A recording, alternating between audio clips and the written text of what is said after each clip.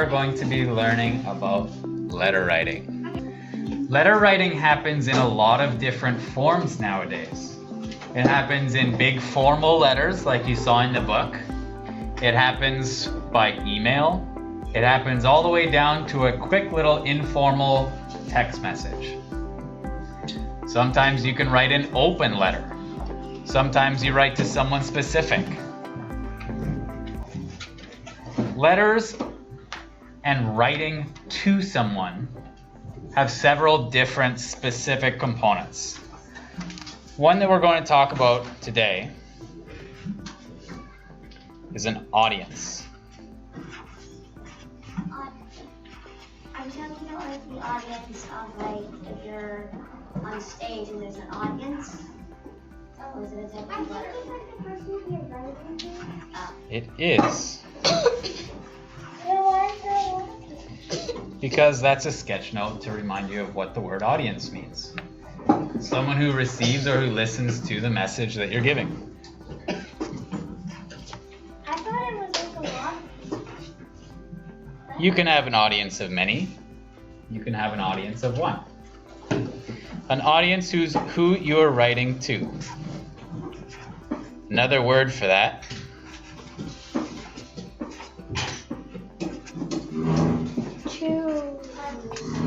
is the recipient.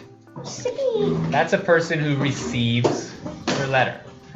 Whether it's a text message or an email or an instant message or a handwritten note or a letter in the mail or a letter from the Queen, the recipient, the person you're writing to, is the audience. In letter writing, the most important thing is your audience. Letter writing doesn't happen just the same way that narrative writing or nonfiction writing would happen, where you would write a story for anyone to enjoy. Letter writing, you are writing to a specific person or a group of people with something in mind. So, right now, in your teams of 4 or 5, I want you to open up, when I say go, your author's notebooks, and I want you to write a list. This is going to be a list of people that you could write to. You can think of any way to write that I've mentioned, whether it's a text message or an email or a handwritten letter or a typed letter or, I don't know, something like that. So I'll write a title at the top, people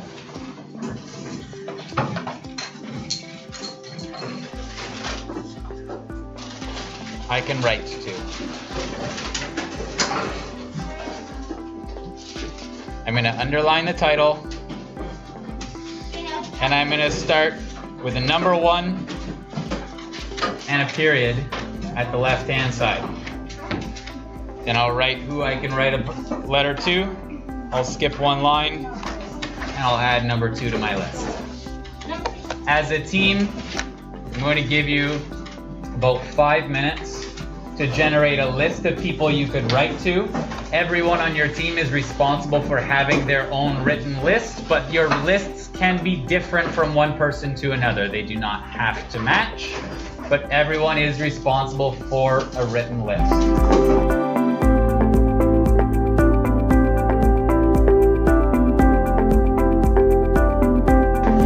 All right. Let's hear some of the different audiences that you came up with. As you are listening to your classmates share the different audiences that they thought of, you can absolutely feel free to add those onto your own list. I'll start right here. Ian? Grandparents. I actually just Someone else. Tessa? my family. Family. Like mom, dad, siblings, brothers and sisters. I just did this. A little sketch note for it too, good? I said dog. Yeah, you can write to your dog for sure.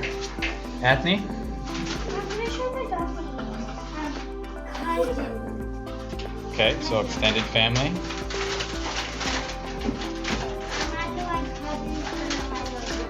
What is that? Extended family are people outside of your mom, dad, and siblings, like grandparents, aunts and uncles, cousins. But they're still extended. EXTENDED. And what? DED. DED. DED. Wait, what was it L? again? Me? Your teacher. Oh, that's what I did. I did that. I said my teacher. Wait, so what's the third one again? Extended family. Extended. Here, I'll zoom us in.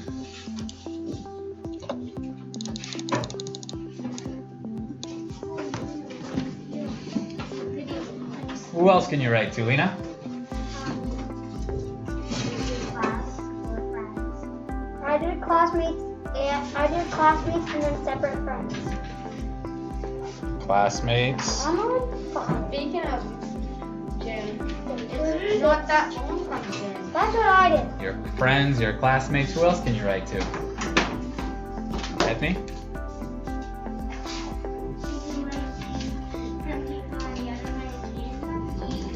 Yeah. Like a pen pal? Oh, I have a pen pal. Who's a pen pal? A pen pal is... Pen pal is someone you write back and forth to, and you just write them letters, and they write you letters back. I haven't gotten written back yet. I haven't gotten written back yet, but I read back. I have a lot of pen pals. Molly? The Queen. What? We do have a queen. Why couldn't you? Now let's talk about that for a moment. In the boy at the back of the class, did they not write a letter to the Queen? They did. They did. Didn't we say that you can write a letter to anyone you want? Like I just said, you could write a letter to your dog. Yeah, you can write it to anybody you want. Yeah, but how is the dog gonna read it? It doesn't matter if the dog's able to read it, you're able to write it. And plus the dog's just gonna eat it. Maybe.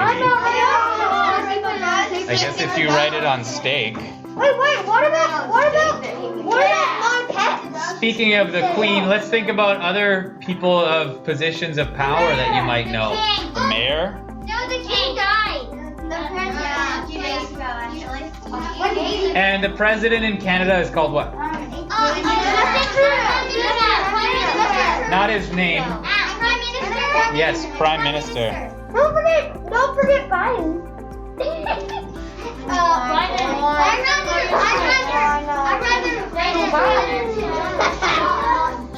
Beyond this, just the Prime Minister, we have local representatives in government.